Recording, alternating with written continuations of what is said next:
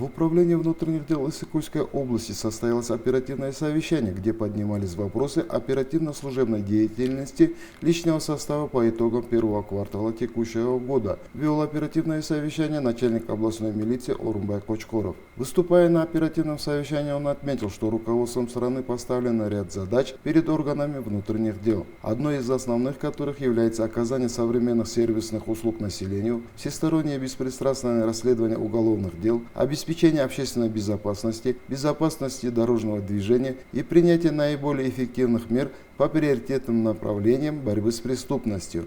В начале года Министерством внутренних дел были определены основные 7 приоритетных направлений в деятельности органов внутренних дел по повышению эффективности, совершенствованию правоохранительной деятельности. В своем выступлении глава областного управления также проинформировал и акцентировал внимание присутствующих на необходимость четкого выполнения намеченных планов работ.